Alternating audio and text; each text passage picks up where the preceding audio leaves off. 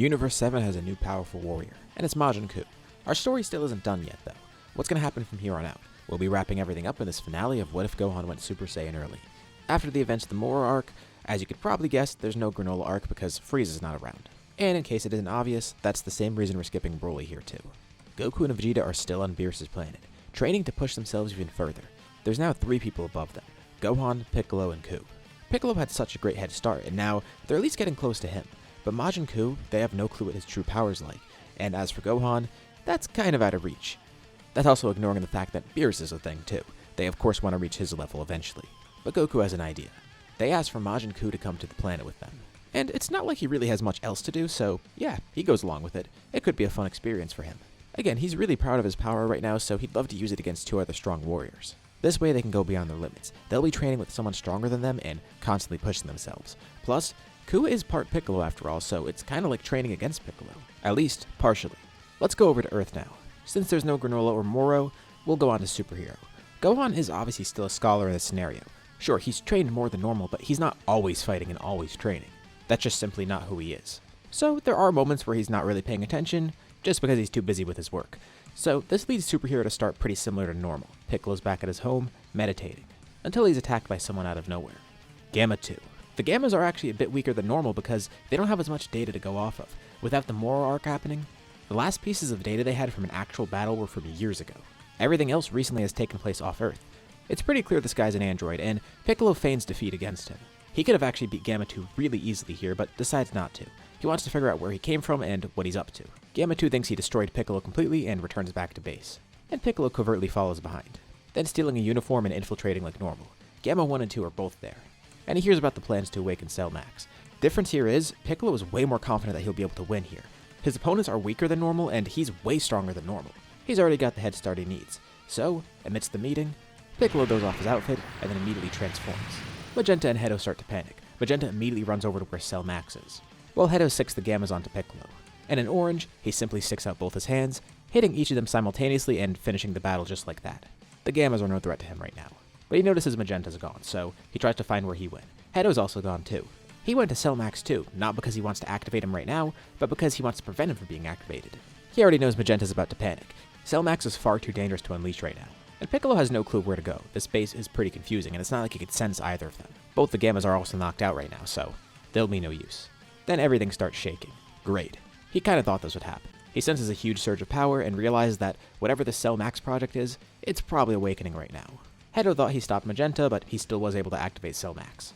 And now he's fully awakened. Piccolo heads outside, and Cell Max bursts through the lab that he's in, also appearing outside, immediately targeting Piccolo.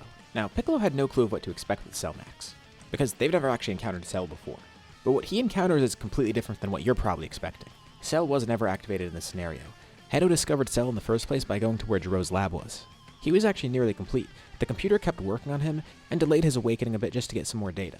So Hedo just took it for himself, modified the project, and added some things to it too.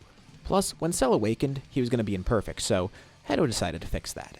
The project is called Cell Max, but it's actually just Cell, the same exact one Jiro was making. So Piccolo's not facing some giant red version of Cell, he's actually just facing the regular perfect Cell. The reason Hedo didn't want to free him just yet isn't because he's completely unintelligent. Like, Cell Max was a rampaging monster, they had no way of controlling him. Cell, on the other hand, is completely independent, to a fault actually. He might go completely rogue. Hedo wanted to make sure he would be completely loyal and listen to everything he says. Not to mention, he wanted to make him a little bit less, well, evil. Like the Gammas, for example. Right now, this is just regular Cell. He's gonna have the same personality and motives that Cell did beforehand. Besides needing to absorb the androids, of course. So he lands in front of Piccolo and they stare each other down. Cell knows who he is too. Piccolo is part of him after all. He's pretty confident in his abilities right now. And Piccolo asks what he is. Cell humors him and explains. There's no harm telling Piccolo because it's not like it's gonna change anything. Piccolo should at least get to know who's gonna kill him and why. The two begin fighting, and Piccolo's able to take him on alone.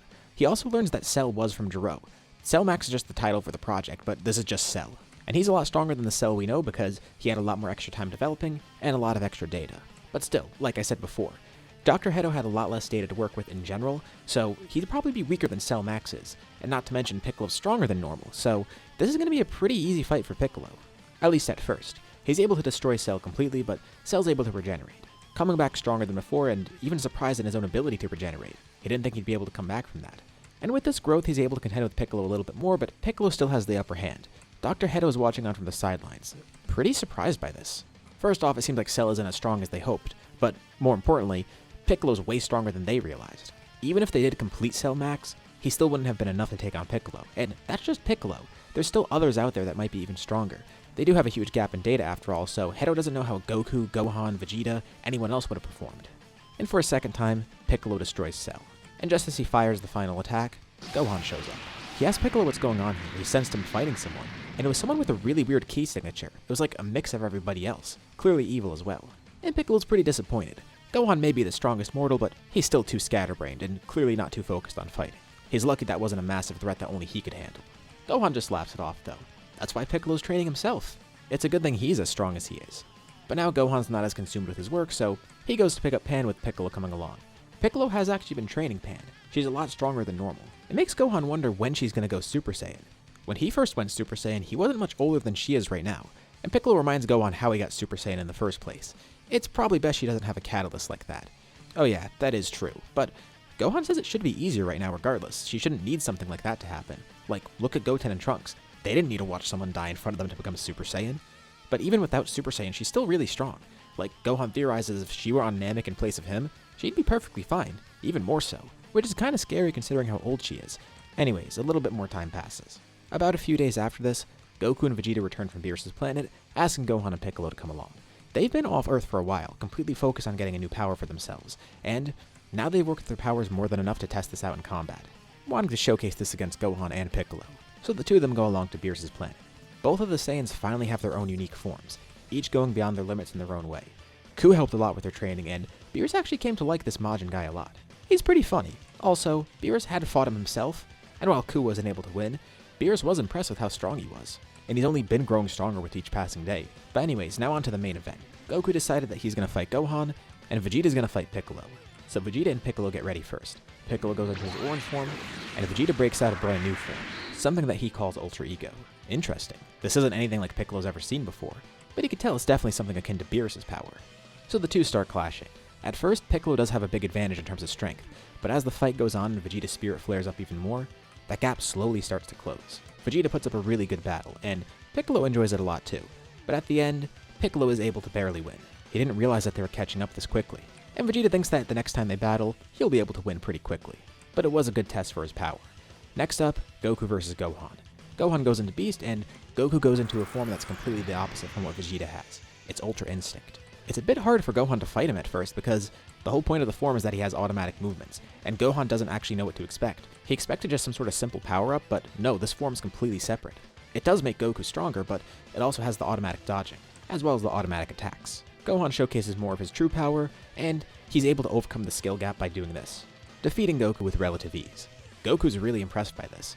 So are Beerus and Whis because Gohan didn't even know what Ultra Instinct was. He learned that it's something that even the gods are having trouble attaining. It's only something the angels really use right now. And the fact Gohan was able to defeat that with raw power, well, that's pretty interesting. So, Goku and Vegeta decide it might be good to fuse and fight against Gohan that way, but instead Beerus steps in. He wants to have some fun too. He knows Gohan doesn't have an interest in training here, but he still does want to test his power. He never actually got to. Despite not being a god, Beerus could see the promise in his strength. How strong is he without godly ki? There's only one way to truly find out, and he'll need to push Gohan to his limits. Whis heals Gohan, and then Beerus powers up, showcasing his full power. Goku and Vegeta are a bit terrified by this because they never actually saw Beerus' true strength. They fought him before, but usually he was holding back, and they knew he was holding back a considerable amount. But here, Beerus is at 100%. He hasn't been training much recently, but maybe he's going to need to, especially if these mortals are going to catch up to him. For all he knows, maybe Gohan is his true rival. Gohan kind of laughs this off, but Beerus is actually serious. Gohan's not as obsessed with fighting as Goku and Vegeta are, so they're definitely better off being Beerus' rivals, but he wouldn't mind facing Beerus. He showcases his full power too, and the two start clashing. Immediately, both of the fighters are struggling. Neither is holding back. This is the first time Gohan's had a big challenge in a while too. He's not too prepared, so despite his amazing strength, Gohan still does lack a lot of experience, especially compared to people like Goku and Vegeta, and the fact that he doesn't really have challenges too much. And it's not that he's getting cocky either, it's just he never really had to push himself too hard in battle. For the past few years, he's been so ahead of his opponents that he's not used to struggling in combat. But the same goes for Beerus too. The only time he ever struggles like this is when he's fighting another god of destruction, but even then he has a clear advantage in power. Here, Gohan's power is bringing him up to Beerus' level. The two of them spend a while fighting seriously. and slowly the two get more and more injured, and the battle comes to its end with a beam clash. Gohan fires a Kamehameha, and Beerus counters with his own beam, empowered with destructive energy.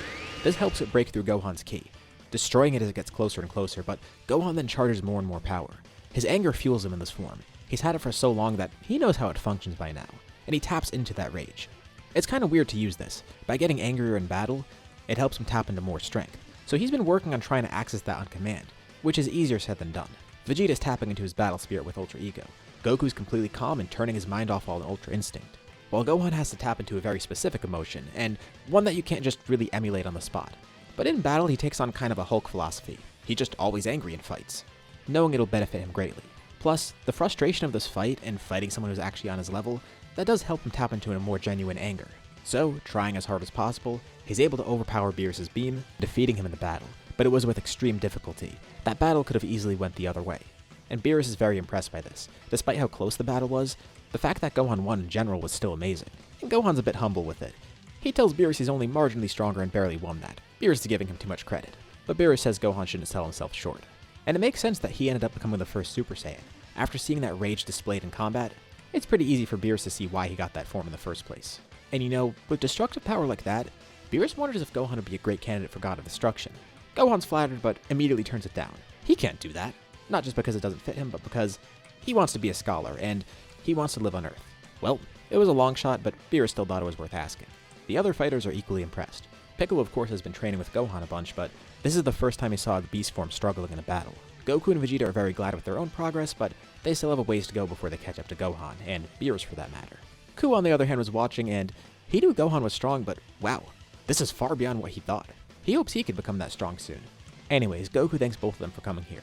By the next time they fight, Goku promises he'll be able to beat both of them. Although, Gohan says that Goku's gonna have to watch out for Pan. She's growing very quickly, and who knows, maybe she's gonna get the beast form for herself one day. Vegeta's eyes widen. Is she really that powerful? Well, Gohan is her father after all, it makes sense. And now he's terrified, not just at the thought of her power, but the fact that he can get surpassed by a toddler. Surely there's no way that would happen, right? But then he remembers back to the first time when he was on Earth, and that's exactly what happened against Gohan. Maybe they do need to watch their backs. Gohan and Piccolo return home, and with that, we'll end off this scenario here. What did you guys think about this story? Leave your thoughts in the comments below. I'd love to see what you guys think. As usual, be sure to drop a like and subscribe if you haven't already. It really does help out the channel, and it shows me you want to see more videos like this. Anyways, thank you all for watching, thanks for supporting the scenario all the way through, and I'll see you all in my next video.